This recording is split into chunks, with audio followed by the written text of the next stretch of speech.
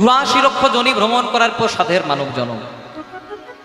মানে এই যে মানব জন্মটা পেয়েছিলাম আমরা, এই মানুষ জন্ম পাওয়ার আগে আমরা বিভিন্নবার বিভিন্ন জনিতে জন্মগ্রহণ করেছি, আর সেই জনির উৎকৃষ্ট জনি যখন হয়েছি তখন আমরা মুক্তি পেয়েছি। কতবার জন্মগ্রহণ করেছি আমরা জলজ প্রাণীতে, সাপ হয়েছি, ব্যাঙ হয়েছি, কুমির হয়েছি, মাছ হয়েছি, মুক্তি পেয়েছি কবে? আপনাদের বাড়িতে সকলের আছে, সন্ধেবেলা আপনারা বাজান, কি নাম? শঙ্খ। যেদিন আমরা শঙ্খ রূপে বা শাঁখ রূপে জন্মগ্রহণ করেছি আর শঙ্খটা আমার গোবিন্দ সেবাই বেঁচে গেছে, সেদিন আমরা এই উদ্ভিদ জন্ম থেকে মুক্তি পেয়েছি, এই জলজ প্রাণী থেকে মুক্তি পেয়েছি। কতবার জন্মগ্রহণ করেছি আমরা উদ্ভিদ রূপে, মানে গাছপালা রূপে। আস্তে আস্তে মায়েরা খুব মন দিয়ে শোনো, আম গাছ হয়েছি, জাম গাছ হয়েছি, কাঁঠাল গাছ হয়েছি, পেয়ারা গাছ হয়েছি, মুক্তি পেয়েছি কবে? যেদিন আমরা তুলসী বৃক্ষ রূপে জন্মগ্রহণ করেছি। দেখবেন গোবিন্দকে সেবা দিতে কি লাগে? একটি তুলসী পত্র আর একটু গঙ্গার জল। তাই তো বলে না, মন তুলসী ভক্তি চন্দন, যে জন তারে দিতে পারে, শিলার উপর কাষ্ঠের চন্দন ঘষতে হয় না বারে বারে। তাই যেদিন আমরা তুলসী বৃক্ষরূপে জন্মগ্রহণ করেছি আর তুলসী পাতাটা আমার গোবিন্দ সেবায় নিয়োজিত হয়ে গেছে, সেদিন আমরা উদ্ভিদ জন্ম থেকে মুক্তি পেয়েছি। তারপর কতবার জন্মগ্রহণ করেছি আমরা পাখি রূপে, বিভিন্ন রকমের পাখি হয়েছি, টিয়া পাখি, কাকাতুয়া, ময়না, চড়ুই, অনেক রকমের পাখি হয়েছে, মুক্তি পেয়েছি কবে? না, ন্যাশনাল বার্ড, জাতীয় পাখি, কি নাম? ময়ূর। যেদিন আমরা ময়ূর রূপে জন্মগ্রহণ করেছি, দেখবেন যদি ক্যালেন্ডারে ভগবান শ্রীকৃষ্ণের ছবি দেখেন বা মন্দিরের ভেতরে যদি ভগবান শ্রীকৃষ্ণের বিগ্রহ দেখেন, তাহলে দেখবেন ভগবানের মাথাতে কিন্তু ময়ূরের পাখা। তাহলে যেদিন আমরা ময়ূর রূপে জন্মগ্রহণ করেছি আর ময়ূরের পাখাটা আমার গোবিন্দ সেবায় নিয়োজিত হয়ে গেছে, সেদিন আমরা পাখি জন্ম থেকে মুক্তি পেয়েছি। তারপর কতবার জন্মগ্রহণ করেছি আমরা পশু রূপে, বাঘ হয়েছি, সিংহ হয়েছি, কুকুর হয়েছি, বেড়াল হয়েছি, মুক্তি পেয়েছি কবে? যেদিন আমরা গাভী রূপে বা গরু রূপে জন্মগ্রহণ করেছি। যদি ধরতে যান মায়েরা, আস্তে আস্তে আস্তে, তাহলে মানব যদি ধরতে যান, মানব জন্মের চেয়েও পবিত্র জন্ম গাভী জন্ম। যদি বলেন কি করে? সবাই তো বলে দুর্লভ মানব জন্ম, তাহলে মানব জন্মের চেয়ে গাভী জন্মটা পবিত্র হলো কি করে? একটাই কারণে, গাভীর মলমূত্রটাও গোবিন্দ সেবায় লাগে, সেটা মানুষের লাগে। তাহলে যার মলমূত্রটা গোবিন্দ সেবাতে লাগলো সেটা কম দামি জনম মা? তাহলে গাভীর মলমূত্র গোবিন্দ সেবাতে লাগলো। দেখুন, এত পবিত্র একটা জনম, মানব জন্মের চেয়েও পবিত্র একটা জনম, কিন্তু আমরা অনেকে কি বলি? গরু ও যা কুকুর ওতা। যারা একটু হাই এডুকেটেড তারা বলেন না গরু ও যা কুকুর ওতা। তা গরু আর কুকুর যদি একই হতো, তাহলে সকালবেলায় গরুর দুধ দিয়ে চা না খেতে কুকুরের দুধই খেতে পারছে। জয় রাধে। গাভীর সঙ্গে কোনোদিনও কুকুরের তুলনা করলে চলবে না। কেন? কারণ গাভীকে আমরা মা রূপে, ভগবতী রূপে পূজা করি। তাহলে গাভীর মলমূত্রটা গোবিন্দ সেবাতে লাগলো, তথাপি মানব জনম শ্রেষ্ঠ। কেন? কারণ গাভীর মলমূত্রটা গোবিন্দ সেবাতে লাগলেও গাভী বদন দিয়ে কোনোদিনও হরি নাম বলতে পারে না। যেটা কোন জন্মে পারে? না, আমাদের মতো মানব জন্মে। ভগবান এত ভালো একটা বদন দিল হরি বলার জন্য, কিন্তু মহাজন বলেন কৃষ্ণ ভজিবার তরে সংসারে তাইনু, মিছে মায়াই মত্ত হয়ে বৃক্ষ সম হইনু। ভগবান এত ভালো একটা বদন দিল হরি বলার জন্য, কিন্তু হরি নাম করলাম মায়েরা। আচ্ছা, আপনারা আজকে যারা যারা বসে আছেন বুকে হাত দিয়ে বলুন তো যে আমরা 24 ঘন্টা ভগবানের নাম করি? কেউ বলতে পারবে? এমনকি আমিও বলতে পারবো না। আমরা চুক্তিবদ্ধ অবস্থায় টাকা নিয়ে কীর্তন করি, 24 ঘন্টা কিন্তু হরি নাম করি না। যেদিন আমরা মায়ের গর্ভে ছিলাম, কেমন করে মায়ের গর্ভে থাকে সন্তান? হেড মুন্ডে, মানে মাথাটা নিজ দিক করে, পাগুলো উপর দিক করে। সেটা কদিন থাকে? 10 মাস 10 দিন। কিন্তু একটা সন্তান পূর্ণ রূপ পেতে 2.5 থেকে 3 মাস লেগে যায়, মানে 6 থেকে 7 মাস। মানে 6 থেকে 7 মাস আমরা মায়ের গর্ভে মাথাটাকে নিচু করে পাগুলোকে উপর করে থাকি। আপনারা যদি এখনই আমাকে বলেন তুমি 15 মিনিট মাথাটাকে নিচু করে পাগুলোকে উপর করে থাকো, থাকতে পারবে? সবাই বলবে রক্ত উঠে মারা যাব। কিন্তু আমরা 6টা মাস থাকি মাথাটা নিচু করে পাগুলো উপর করে। এত যন্ত্রণা সহ্য করে আমরা ভগবানকে বলি প্রভু এবার অন্তত রক্ষা করো। সেদিন ভগবান শেষবারের মতো দেখা দিয়ে পরে বলে হ্যাঁ রে জি, পৃথিবীতে গিয়ে কি করবি? সেদিন আমরা বলি প্রভু একবার যেতে দাও, 24 আওয়ার্স ইনভলভ উইথ হরি নাম সংকীর্তন, মানে 24 ঘন্টা তোমার নামেই করব। সেদিন ভগবান বলে বাবা একটু কম বল, 24 ঘন্টা পারবি না, খেতে সময় লাগবে, ঘুমাতে সময় লাগবে, স্নান করতে সময় লাগবে, 24 ঘন্টা পারবি না তো। কিন্তু ভগবানকে বলে প্রভু একবার যেতে দাও, 24 ঘন্টা তোমার নামই করব। কিন্তু যখন পৃথিবীতে আসি মা, 24 ঘন্টা তো দূরের কথা, আমার করতে করতে এমন বিষয় বাসনাতে জড়িয়ে যায় যে 24টা সেকেন্ড পর্যন্ত ভগবানকে দিই না। ভগবান এত ভালো একটা বদন দিল হরি বলার জন্য। হস্ত দিল কেন না যেখানে হরিবাসর হবে, যেখানে হাত দুটো তুলে ভগবানের কৃপা পাওয়ার জন্য। পদযুগল দিল কেন না যেখানে হরিবাসর হবে সেখানে হেঁটে কীর্তন শোনার জন্য। চোখ দিল কেন না ভগবানের রূপমাধুরী দর্শন করার জন্য। কিন্তু মানুষ হয়ে জন্ম নিল, মানুষের কাজ কি আমরা করতে পারলাম না মা। যদি ফাঁকা জায়গায় বসে থাকি 100% লোকের মধ্যে 10% লোক হরিনাম করে, আর 90% লোক শুধু পরের নিন্দা, পরের চর্চা, কি করলে মানুষটার ক্ষতি হবে এগুলো নিয়ে আমরা ব্যস্ত। কিন্তু মহাজন বলেন সেগুলো করলে হবে না, তাহলে কি করতে হবে? হাতে করো গৃহকাম।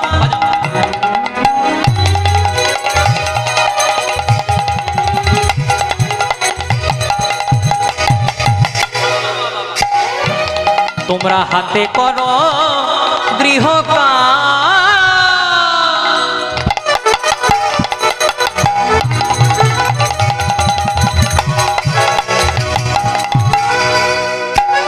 আর মুখে বলো হরি।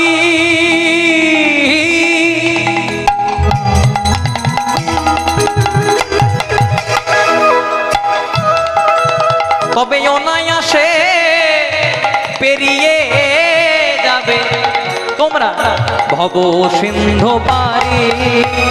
হাতে করো গৃহকাম, তোমরা মুখে বলো হরি। অনায়াসে পেরিয়ে যাবে ভব সিন্ধু পারি। যেন কত সুন্দর কথা বলছে, হাতে করো গৃহকাম, মুখে বলো হরি, আর অনায়াসে পেরিয়ে যাবে ভব সিন্ধু পারি। আমরা অনেকে বলি না মাঝে হরি নাম করার সময় নাই, বাড়িতে রান্না করতে করতে, বাটনা বাটতে বাটতে, কাপড় কাচতে কাচতে, ঘরের কাজ করতে করতেই সময় চলে যায়। কিন্তু মহাজন বললেন নাম করতে গেলে কোনো তিথি লাগে না, নাম করতে গেলে কোনো নক্ষত্র লাগে না, আবার নাম করতে গেলে কোনো পাঁজি ক্যালেন্ডারও দেখতে হয় না। তারা নাম গাইবেন কখন? কথা বলিতে পথ চলিতে কাহ ললিত কৃষ্ণ নাম। কথা বলিতে পথ চলিতে লহ ললিত কৃষ্ণ নাম। কথা বলিতে পথ চলিতে কাহ ললিত কৃষ্ণ নাম। কথা বলিতে পথ চলিতে কাহ ললিত কৃষ্ণ নাম। ওই যে হাতে করো গৃহকাম, মুখে বলো হরি, আর অনায়াসে পেরিয়ে যাবে ভব সিন্ধু পারি। মানে আপনি বাড়িতে রান্না করছেন তাও মুখে হরি নামটা থাকুক, আপনি বাটনা বাটছেন, কাপড় কাচ্ছেন, আবার বাইরে গিয়ে কেউ মাটি কাটার কাজ করছে, কেউ অফিসে গিয়ে ল্যাপটপে কম্পিউটারে কাজ করছে, তাও মুখে যদি হরি নামটা থাকে তাহলে একদিন অনায়াসে পেরিয়ে যাবে ভব সিন্ধু পারি। আবার আমরা অনেকে বলি মা সংসারে থাকলে নাকি ভগবানকে পাওয়া যায় না, বাবা মাকে ত্যাগ করতে হয়, ছেলে মেয়েকে ত্যাগ করতে হয়, সন্ন্যাসী হতে হয়, তবে নাকি ভগবানকে পাওয়া যায়। কিন্তু নরোত্তম দাস ঠাকুর সেই বেড়া জালটাকেও ভেঙে দিলেন। নরোত্তম দাস ঠাকুর কি বলেন? তোমরা বনেতে বা গৃহেতে থাকো। তুমি বনে আছো না তুমি ঘরে আছো, তুমি সংসারী না তুমি সন্ন্যাসী, সেটা দেখে লাভ নাই। একবার হা গৌরাঙ্গ বলে ডাকো নিতাই গৌর হরি।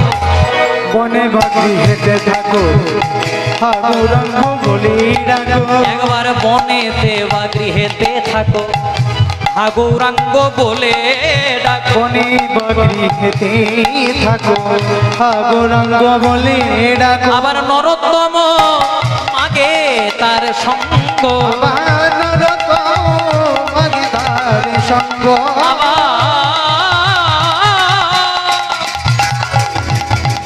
নরোত্তম মাগে তার সঙ্গ। আবার নরোত্তম মাগে তার সঙ্গ।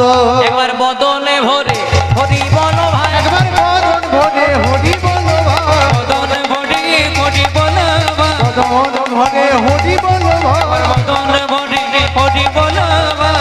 হরি হরি হরি বলে বদন ভরে হরি বল ভাই। এমন মানব জন্মে পেয়েছ যখন, বদন ভরে হরি বল ভাই। একবার হরি হরি হরি সবাই প্রেমানন্দে হরি হরি হরি হরি বলে, প্রেমানন্দে বাহু একবার তুলে, হরি হরি হরি বলে, প্রেমানন্দে বাহু একবার তুলে, হরি হরি হরি বলে। প্রেমানন্দে বাহু তুলে বদন ভরে হরি বল ভাই।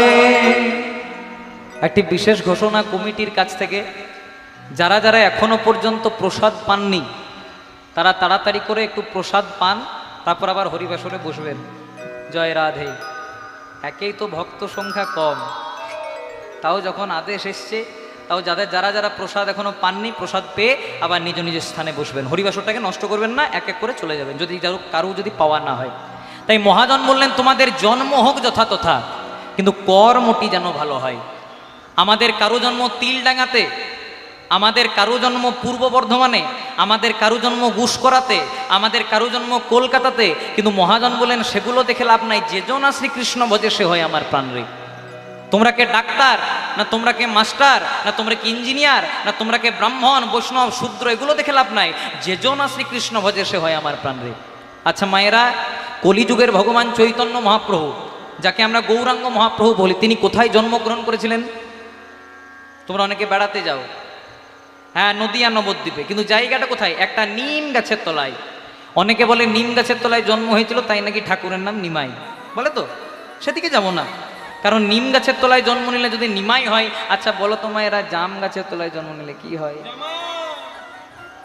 তাহলে ভাগ্যে ভগবান জাম গাছে আসে নাই, এগুলো আমরা করে দিয়েছি। কলিযুগের ভগবান চৈতন্য মহাপ্রভু জন্মগ্রহণ করলেন নিম গাছের তলায়। দাপর যুগের ভগবান শ্রীকৃষ্ণ জন্মগ্রহণ করলেন কোথায়? না কংসের নির্জন কারাগারে, মানে জেলখানাতে। রামকৃষ্ণ পরমহংসদেব, যিনি নিজের হাতে শ্যামামাকে ঢোকাইয়েছিলেন, জন্মগ্রহণ করলেন কোথায়? ঢেকিশালাতে। মায়ের চালগম করতে করতে প্রসব যন্ত্রণা হলো, ঠাকুরের জন্ম হয়ে গেল। একবার ভেবে দেখবেন মা, ভগবান বলছে দেখো আমাদের এক ভগবানের জন্ম নিম গাছের তলায়, আমাদের এক ভগবানের জন্ম জেলখানায়, আমাদের এক ভগবানের জন্ম ঢেকিশালায়, তথাপি আমরা ভগবান।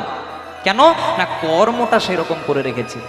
আচ্ছা বলো তো মায়েরা, একটা পদ্ম ফুল কোথায় ফোটে? পাকে। জলের মধ্যে, পুকুরের মধ্যে পাক থাকে, তাতে একটা পদ্ম ফুল ফোটে। কিন্তু গোলাপ ফুল কোথায় ফোটে? বাবুদের বাগানে।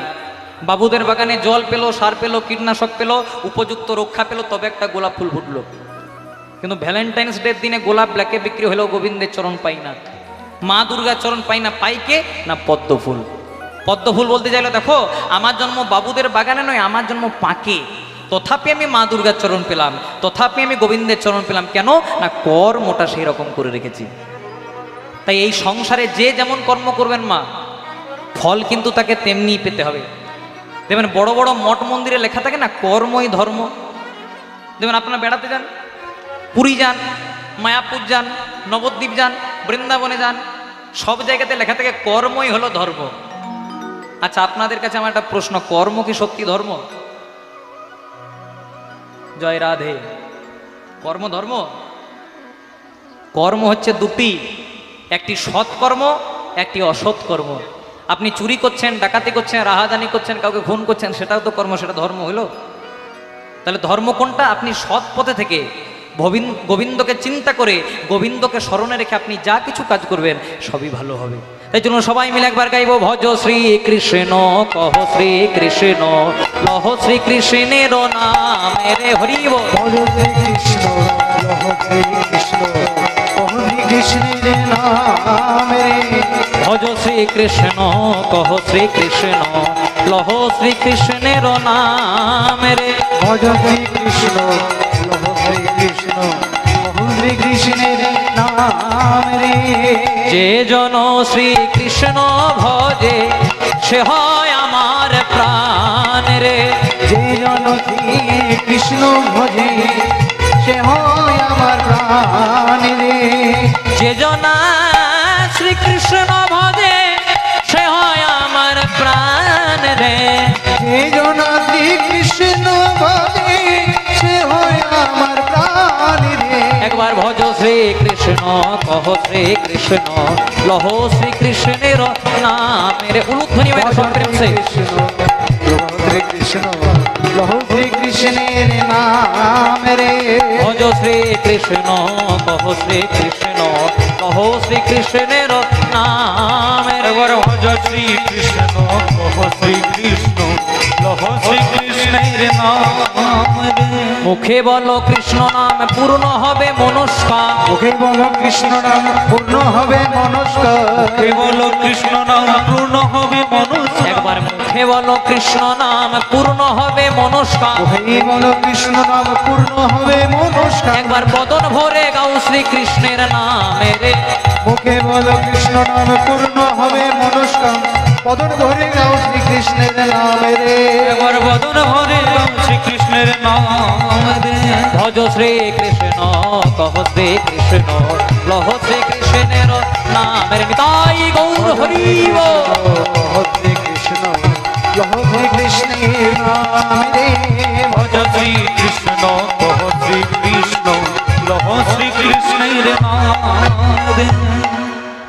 তপন তনয়া যমুনার তীরে বা প্রেম যমুনার তীরে, খুব মন দিয়ে শুনবে মায়েরা, তপন তনয়া যমুনার তীরে বা প্রেম যমুনার তীরে রাধারানী এবং গোবিন্দ একাসনে বসে আছেন। হঠাৎ গোবিন্দ রাধারানীকে প্রশ্ন করলেন, রাধে তুমি যে বৃন্দাবনের পথে পথে ঘুরে বেড়াও, তুমি যে বৃন্দাবনের পথে পথে ধাবিত হও, সবাই তো তোমার দিকে আঙ্গুল তুলে দেখিয়ে দেয় তুমি নাকি কৃষ্ণ কলঙ্কিনী। তা হ্যাঁ গো রাধে, সবাই যে তোমাকে কৃষ্ণ কলঙ্কিনী বলে, তোমার দুঃখ হয় না, তোমার কষ্ট হয় না, তোমার যন্ত্রণা হয় না? কে বলছে? না কৃষ্ণ রাধারানীকে। তো রাধারানী বলছে, বধূ তুমি ঠিকই বলেছ, আমি যখন বৃন্দাবনের পথে পথে ঘুরে বেড়াই সবাই আমার দিকে আঙ্গুল তুলে দেখিয়ে দেয় আমি নাকি কৃষ্ণ কলঙ্কিনী। কি বললে আমার কষ্ট হয়? কষ্ট হয় না গো প্রভু। বলছে কেন? বলছে কলঙ্ক কি আমার এক জন্মে? কলঙ্ক সেই সত্যযুগ থেকে আজ পর্যন্ত লেগে আসছে। বলছে কি করে? সত্যযুগে ছিলাম আমি, ছিলাম আমি সত্যনারায়ণী, সত্যনারায়ণী, দুর্বাসা মুনির অভিশাপে হয়েছিলাম মর্তবাসিনী, মর্তবাসিনী, ত্রেতা যুগে আমি হলাম আমি হলাম রামচন্দ্রের ঘরণে, রামচন্দ্রের ঘরণী, বাল্মীকি মুনির অভিশাপে, কৈকেয়ীর অভিশাপে হয়েছিলাম বনচারিণী, বনচারিণী, আবার দাপর যুগে আমি হলাম আয়ান ঘোষের ঘরানি। আয়ন ঘোষের ঘরণী, আর তোমাকে নিষ্কাম ভালোবাসি বলে আমাকে সবাই বলে আমি নাকি কৃষ্ণ কলঙ্কিনী। কৃষ্ণ কলঙ্কিনী। বলছে বধূ কলঙ্ক কি আমার এক জন্মের? কলঙ্ক তোমাকে ভালোবেসেছি বলেছে সত্য যুগ থেকে আজ পর্যন্ত লেগে আসছে। বলছে কি করে? বলছে সত্য যুগে ছিলাম আমি সত্যনারায়ণ। সত্যনারায়ণ মানে কে মা? লক্ষ্মী। দুর্বাসা মুনির অভিশাপে হলাম মর্তবাসিনী, মানে দুর্বাসা মুনি এমন অভিশাপ দিল যে আমাকে মরতে নেমে আসতে হলো। ত্রেতা যুগে আমি হলাম রামচন্দ্রের ঘরণী। রামচন্দ্রের ঘরণী মানে সীতা। কৈকেয়ীর অভিশাপে হলাম বনচারিণী, মানে কৈকেয়ী এমন অভিশাপ দিল রাম তো বনে গেল, সঙ্গে আবার আমাকেও নিয়ে গেল। আবার দাপর যুগে আমি হলাম আয়ানের ঘরণী, মানে দাপর যুগে হয়তো আমার বৃন্দাবনের কাছে বৃষভানুপুরে জন্ম হলো কিন্তু কৃষ্ণের সঙ্গে বিয়ে হলো না। বিয়ে হলো কার সঙ্গে?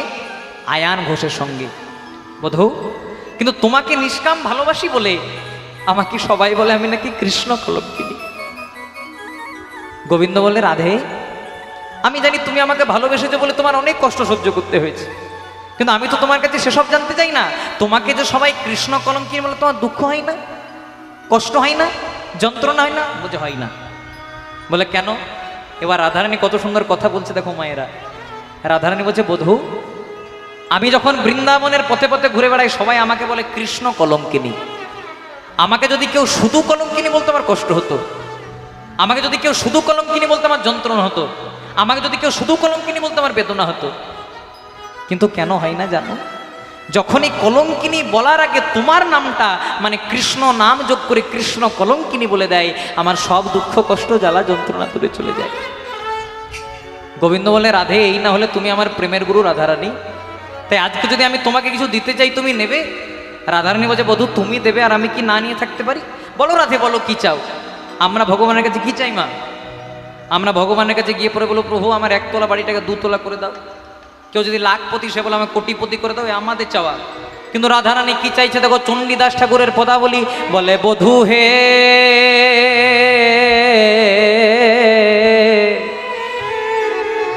বধূ কি আরো বলিব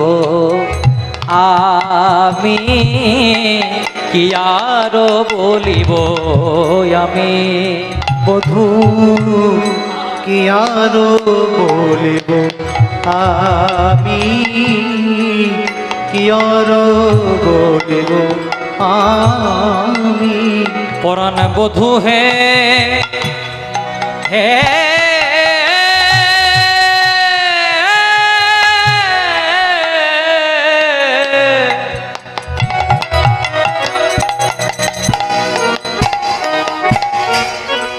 ও বোধ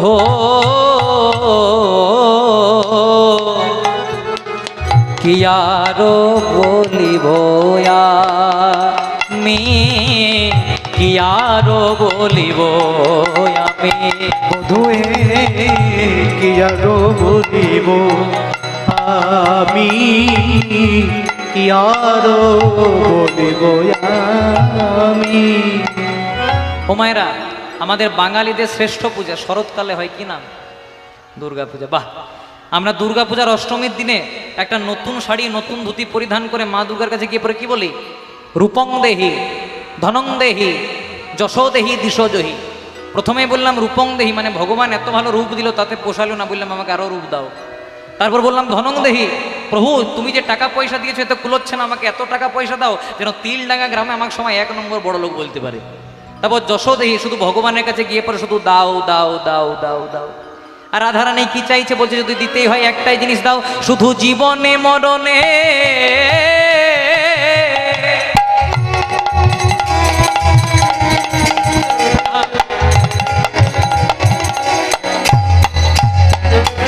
ওহে পরাণে বোধ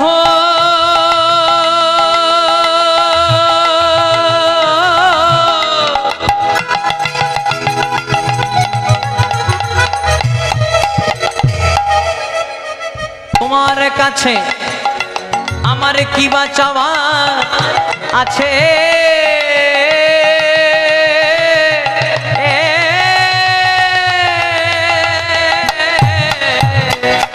জীবনে মরণে জনমে জনমে, জীবনে মরণে জনমে জনমে।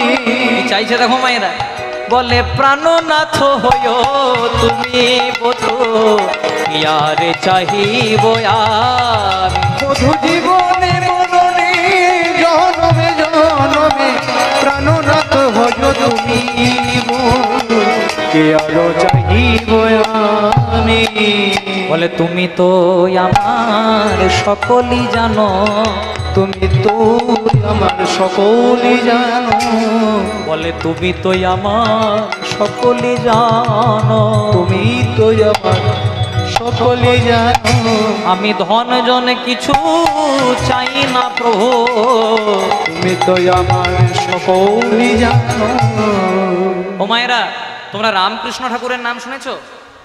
ওই যিনি দক্ষিণেশ্বরের মন্দিরে প্রধান পুরোহিত ছিলেন, যিনি নিজের হাতে শ্যামামাকে এঁটো খাইয়েছিলেন। কথাটা কেন বললাম? রামকৃষ্ণ ঠাকুরের তখন ছোটবেলা, একদম 5 থেকে 6 বছর বয়স। ঠাকুরের ছোটবেলার নাম ছিল গদাধর। একদিন ঠাকুর তার বাবার সঙ্গে একটা ভোজ বাড়িতে ভোজ খেতে গেছে মা, যে ভোজের শেষে সবাইকে আম বিতরণ করছে। ঠাকুর তার বাবার হাতটাকে ধরে পড়ে বলছে, বাবা যে আম দিচ্ছে তাকে বলো না আমাকে যেন একটা আমের আটি দেয়। এবার ঠাকুরের বাবা বলছে, শুনুন না আমার ছেলেটা আমের আটি খেতে খুব ভালোবাসে, একটা দেবেন। দিয়েছে মা, যেই না দিয়েছে ছেলেটা চেটে পুটে পরিষ্কার করে দিয়েছে। এবার বাবাকে বলছে, বাবা যে আম দিচ্ছিল তাকে বলো না আমাকে যেন আরেকটা আমের আটি দেয়। এবার ঠাকুরের বাবা বলছে, শুনুন না আমার ছেলেটার আমের আটিটা খুব ভালো লেগেছে, আরেকটা দেবেন। বলছে না, কোটা শেষ। মানে বলছে আমি এই পরিবারের নয়, আমি এখানে পরিবেশন করতে এসেছি, আর আমাকে পরিবার থেকে ইনস্ট্রাকশন দেওয়া আছে, বলা আছে বড়োদেরকে 2টি করে আম আর ছোটদেরকে 1টি আম। আপনার ছেলে ছোট ছেলে 1টি দিয়েছে, আর দিতে পারবো না। সবাই হাত পরিষ্কার করে বাড়ি যাচ্ছে মা, কিন্তু ঠাকুর হাত পরিষ্কার করে নাই। ঠাকুর ওই আমের আটিটাকে চাটতে চাটতে চাটতে চাটতে যাচ্ছে। বাবা বলছে, ও কথা ধর, তোর আমের আটি এত ভালো লেগেছে? তখন ছেলেটা বলছে, বাবা খুব ভালো লেগেছে, যদি আরেকটা পেতাম। এবার বাবা সংস্কার দেখুন, বাবা কেমন হওয়া দরকার। বাবা বলছে, খোকা লোভ করতে নেই। এবার ছেলেটার হাতটাকে ধরে একটা বাগান বাড়িতে নিয়ে এসেছে, একটু মাটি কুড়ে দিয়েছে। বলছে নে এবার ওই আমের আটিটা এখানে দিয়ে দে। দিয়েছে বাবা। বলছে প্রত্যেক দিন জল দিবি? এবার খেপা ঠাকুর রামকৃষ্ণ প্রত্যেক দিন জল দেয়। যত জল দেয় বাবা, দেখতে দেখতে ঠাকুরও বাড়ে, আমের গাছও বাড়ে, আমের গাছও বাড়ে, ঠাকুরও বাড়ে। এক সময় গাছটা অনেক বড় হয়ে গেছে। আগে আমের অভাব ছিল, আর এখন এমন গাছ হয়ে গেছে যে সকালেও আম, দুপুরেও আম, বিকেলেও আম, সন্ধ্যাতেও আম, রাত্রেও আম, ভাতেও আম, রুটিতেও আম, মুড়িতেও আম, শুধু আমেই আম। একদিন খেপা ঠাকুর রামকৃষ্ণ গাছের ডালে বসে বসে আম খাচ্ছে, আর বাবা নিজ দিক দিয়ে পেরিয়ে যাচ্ছে। বাবা বলছে, ও কথা ধর, তোর আর আমের অভাব হয়? এবার ঠাকুর বলছে, বাবা আম গাছটাই আমার। কত সুন্দর কথা। বলছে আম গাছটাই আমার, তাহলে কি আমের অভাব হবে? কথাটা কেন বললাম মা? আম গাছটা নিজের হলে যেমন আমের অভাব হয় না, তেমনি যদি কেউ পরমানন্দ গোবিন্দকে একবার নিজের করে নেয়, তার আর অন্য কোনো ধনের প্রয়োজন হয় না। নিতাই গৌর প্রেমানন্দে হরি বল। তাই রাধারানী কড লাইনে না গিয়ে ডাইরেক্ট মেল লাইনে হাঁটছে, কারণ জানে গোবিন্দকে পেলেই তো সব পেয়ে যাবো। তাই বলছে জীবনে মরণে জনমে জনমে, জীবনে মরণে জনমে জনমে, প্রাণনাথ হয় তুমি বধূ, ইয়ার বলিব আমি। বধূ জীবনে মরণে জনমে জনমে, প্রাণনাথ হয় তুমি গো, কে আর চাহিব আমি। তাই পদকর্তা মহাজন কলম দিলেন, সে রাধা কৃষ্ণ যুগল, এবে নদিয়াতে গৌর হয়েছে রাধা কৃষ্ণ একই আত্মা, দুই দেহ ধরি। রাধা কৃষ্ণ এক আত্মা, দুই দেহ ধরি। রাধা কৃষ্ণ একই আত্মা, দুই দেহ ধরি। রাধা কৃষ্ণ এক আত্মা, দুই দেহ ধরি। অনন্য বিলাসর আস্বাদন করে, আসাধন করি। অননে বিলাসর আস্বাদন করি। সেই দুই কলিতে এবে এবে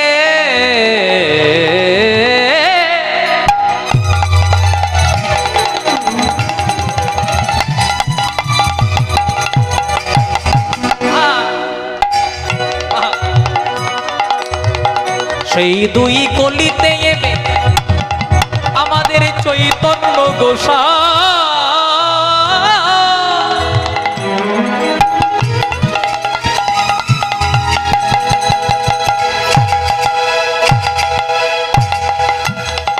লীলার আশা দিতে দোহে এক হইলা ওই লীলার আশা দিতে দোহে এক হইলা।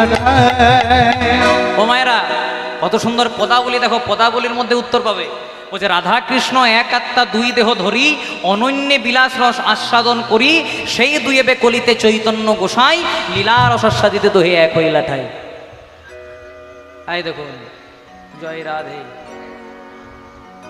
একটু আমার দিকে তাকাও মা, জয় রাধে। পেছনে কিছু নাই, সামনেই আমি আছি। নিতাই গৌর প্রেমানন্দে হরি বল। আর আমি এতটাও দেখতে খারাপ নই যে আমার দিকে তাকানো যাবে না। মানছি আগের জন আমার চেয়ে দেখতে ভালো ছিল, কিন্তু আমি খারাপ নই এতটা। নিতাই গৌর প্রেমানন্দে হরি হরি বল। রাধা কৃষ্ণ এক আত্মা, দুই দেহ ধরি, অনন্য বিলাস রস আস্বাদন করি, সেই দুই এবে কলিতে চৈতন্য গোসাই, লীলা রস আস্বাদিতে দোহে এক হইলা। দেখবেন আমরা অনেকে বলি না মায়েরা, যে রাধারানীর সঙ্গে যদি কৃষ্ণের প্রেম ছিল, ভালোবাসা ছিল, তাহলে বিয়ে হলো না কেন? এগুলো মূর্খামির কথা। কেন? কারণ রাধা কৃষ্ণ আলাদা কেউ নয়, রাধা কৃষ্ণ একজনাই। রাধা কৃষ্ণ ভিন্ন নয়, তার হচ্ছে অভিন্ন তনু। এই রাধা কৃষ্ণ যে একজনাই, তার প্রমাণ কোথায়? এই প্রমাণ যদি পেতে হয় আমাদেরকে চলে যেতে হবে একটু দ্বারকাতে বাবা। দ্বারকাতে ভগবান শ্রীকৃষ্ণ মহারাজা হয়ে বসে আছেন। ভগবানের এক পাশে রুক্মিণী, এক পাশে সত্যভামা। হঠাৎ রুক্মিণী আর সত্যভামা ভগবান শ্রীকৃষ্ণকে এক গ্লাস গরম দুধ পান করতে দিয়েছে। কৃষ্ণ করেছে কি বাবা? ভালো করে লক্ষ্য করেনি দুধটা গরম, তাই অন্য মনস্ক অবস্থা একটু পান করতে গেছে, আর কৃষ্ণের একটু ছ্যাঁকা লেগে গেছে। আমাদের যখন ছ্যাঁকা লাগে, আমাদের যখন বিপদ হয়, আমরা কি বলি? ও মা গো বাবা গো বলি না? কেউ বলে ও শাশুড়ি গো, ও শ্বশুর গো, সবাই বলে ও মা গো বাবা গো।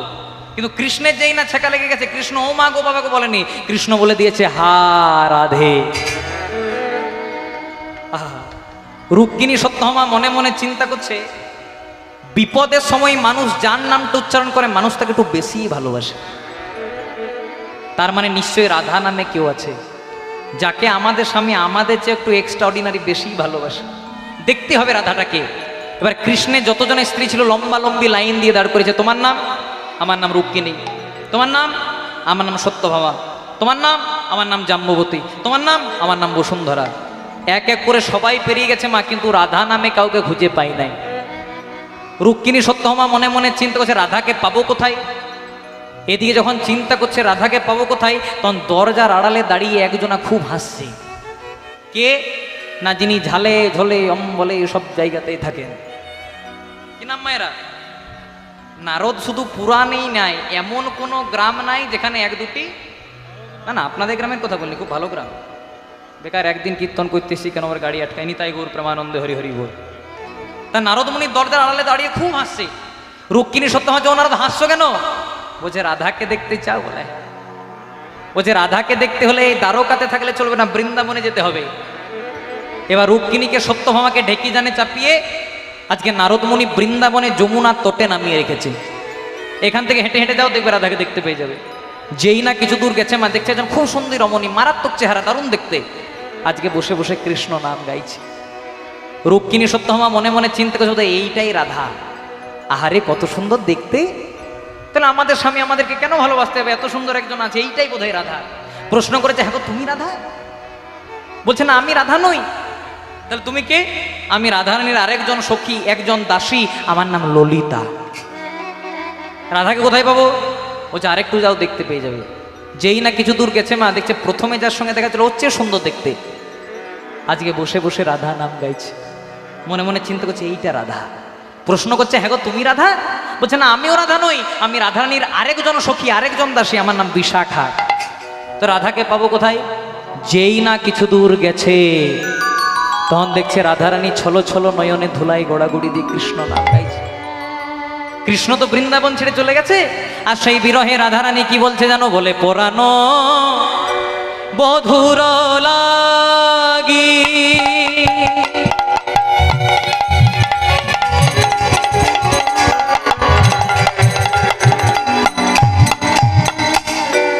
বধু গো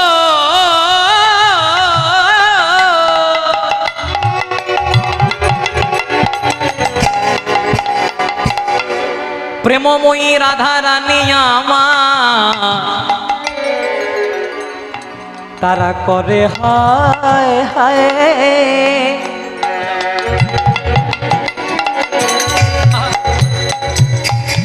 যে করে গোবিন্দ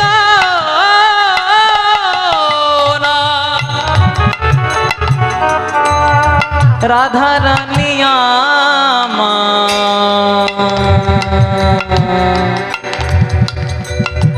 ধরে তার পায়ে পরানব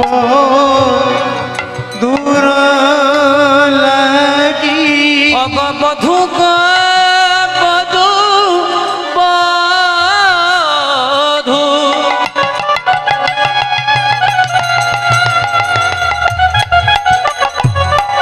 আমি যে তোমার অদর্শনে মরি বধূ হে দেখা দেখা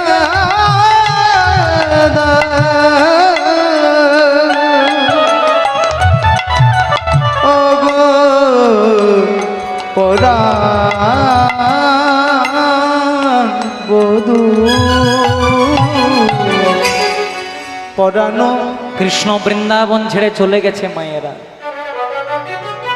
রাধারানী কেঁদে কেঁদে বলছে প্রাণনাথ তুমি বৃন্দাবন ছেড়ে চলে গেলে গো। ও আমরা তো সামান্য গোপওয়ালা, তাই তোমাকে রাজা করতে পারিনি, কিন্তু জানো বধূ আমরা হয়তো তোমাকে রাজা করতে পারিনি, আমরা হয়তো তোমাকে সিংহাসন দিতে পারিনি, কিন্তু আমাদের মনের সিংহাসনে তো তোমাকেই বসিয়েছিলাম। দেহ থেকে প্রাণ বেরিয়ে গেলে যেমন দেহের কোনো দাম থাকে না, তেমনি বৃন্দাবন ছেড়ে যখন আত্মারূপী কৃষ্ণ বেরিয়ে গেছে তখন বৃন্দাবনের কোনো দাম থাকে না। নিতাই গৌর প্রেমানন্দে হরি হরি। এইভাবে কান্নাকাটি করছে কে, বিলাপ করছে কে? রাধা ঠাকুরানী। আর সেটাকে দেখছে কে? গাছের আড়াল থেকে রুক্মিণী আর সত্যভামা। রুক্মিণী আর সত্যভামা মনে মনে চিন্তা করছে আরে কত সুন্দর দেখতে, এত সুন্দর রূপের মানুষ তো আগে কবু দেখি নাই, এইটাই বোধহয় রাধা। প্রশ্ন করে দিয়েছে, হ্যাঁ গো তুমি রাধা? ওই কথাটা বলার আগে রাধারানী রুক্মিণীকে আর সত্যভামাকে, ও রুক্মিণী ও সত্যভামা কাছে এসো। রুক্মিণী সত্যভামা মনে মনে চিন্তা করছেন নেই বাবা, এর সঙ্গে আমাদের তো কোনোদিন আগে দেখা হয়নি, তাহলে চিনলো কি করে যে আমি রুক্মিণী ও সত্যভামা? হ্যাঁ গো, তুমি চিনলে কি করে যে আমার নাম রুক্মিণী ওর নাম সত্যভামা? বলছে আমার কাছে কি অজানা থাকে গো, তোমরা তো আমারই কৃষ্ণের স্ত্রী, তোমার নাম রুক্মিণী ওর নাম সত্যভামা। সেসব বাদ দাও। এবার রাধারানী কি বলছে দেখো মায়েরা, রাধারানী বলছে হ্যাঁ গো রুক্মিণী, হ্যাঁ গো সত্যভামা, সেসব বাদ দাও। কালকে তোমাদের স্বামী কৃষ্ণকে এক গ্লাস গরম দুধ দিলে একটু ঠান্ডা করে দিতে পারলে না? রুক্মিণী সত্যভামা মনে মনে চিন্তা করছে, নেই বাবা, দুধটা দিয়েছিলাম দ্বারকাতে, খবরটা বৃন্দাবনে এলো কি করে? ছেকাটা লাগলো কৃষ্ণের, খবরটা রাধা জানলো কি করে? হ্যাঁ গো রাধা, তুমি কি করে জানলে যে আমাদের স্বামী কৃষ্ণকে এক গ্লাস গরম দুধ দিয়েছিলাম? বলছে মনে আছে তোমাদের স্বামী কৃষ্ণকে যখন এক গ্লাস গরম দুধ দিলে কৃষ্ণ বলল হা রাধে। এত কিছু তুমি কি করে জানলে রাধে? বলছে জানতে চাও কি করে জানলাম? বলছে হ্যাঁ, রাধারানী তার জিউ হাঁটি মানে জিভটি বাড়িয়ে দিল মা। যেই না জিভটি বাড়িয়ে দিল বাবা, দেখছে রাধারানী জিভের মধ্যে 2-3টে বড় বড় ফোসকা পড়ে গেছে। হ্যাঁ গো রাধে, তোমার জিভে ফোসকা কিসের? কিসের ফোসকা জানো? তোমাদের স্বামী কৃষ্ণকে এক গ্লাস গরম দুধ দিয়েছিলে, কৃষ্ণ বলেছিল হা রাধে। আর কৃষ্ণ যখনই হা রাধে বলল, কৃষ্ণের অঙ্গের জ্বালা যন্ত্রণা ব্যথা বেদনা ছেকা ফোসকা সব আমি আমার নিজের বদনে নিয়েছি। তাই গৌর প্রেমানন্দে হরি হরি। তাই রুক্মিণী সত্যভামার আর বুঝতে বাকি রইল না বাবা, রাধারানী কোনো সামান্য নারী নয়। তাহলে রাধারানী কে বলে? যে এই রাধা।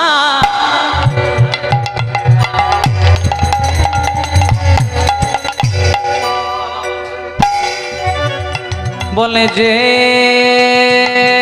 যে রাধা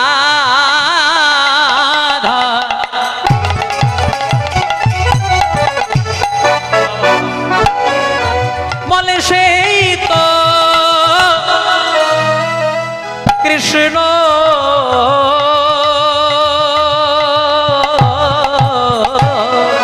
যেই রাধা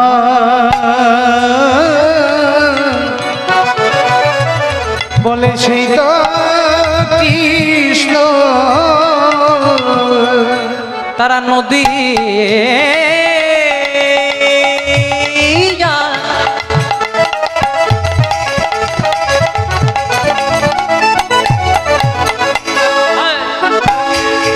অবতীর্ণ যেই রাধা সেই তো কৃষ্ণ।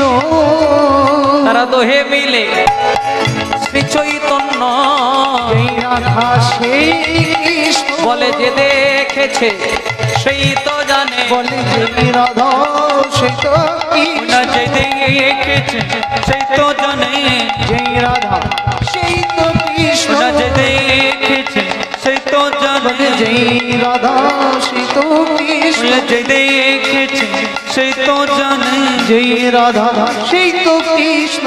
যে দেখেছে সেই তো জানে, যে রাধা সেই তো কৃষ্ণ। যে দেখেছে সেই তো জানে। বলে যে রাধা সেই তো কৃষ্ণ। যে দেখেছে সেই তো জানে। বলে রাধা কৃষ্ণ কৃষ্ণ রাধা।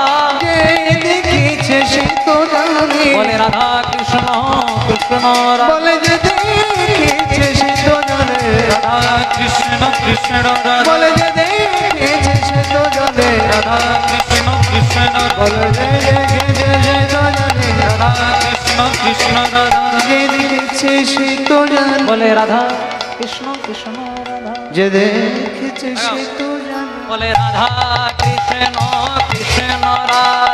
যে দেখেছে সে তো জানে। বলে রাধা কৃষ্ণ কৃষ্ণ রাধা। যে দেখেছে সে তো জানে। গঙ্গে দুই তলুয়ার। রাধা কৃষ্ণ কৃষ্ণ রাধা। রাধা কৃষ্ণ কৃষ্ণ তোদের নয়ন আছে মেরে। দেখেছে সে তো জানে। বলে গঙ্গে দুই তলুয়ার। যে দেখেছে সে তো জানে। গঙ্গে দুই তলুয়ার। রাধা কৃষ্ণ কৃষ্ণ রাধা। গঙ্গে দুই তলুয়ার। রাধা কৃষ্ণ কৃষ্ণ রাধা। বলে যে দেখেছে সেই তো জানে।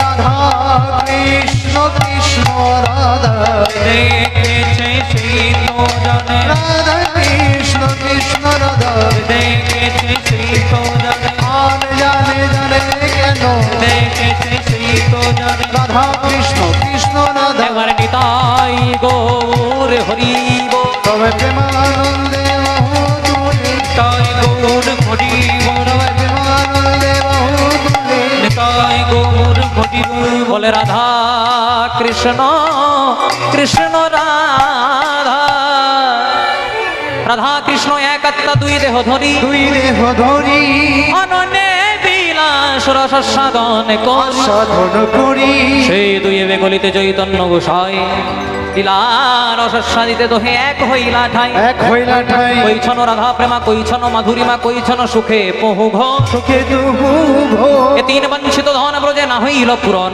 তাই ভাবিয়া দেখিনু মনে রাধার স্বরূপ নেই বাঞ্ছা পূর্ণ কভু নয় রাধা প্রেম গুরু করি রাধা কান্তি বাইরে ধরি তাই নদী যাতে হইব উদয় হইব উদয়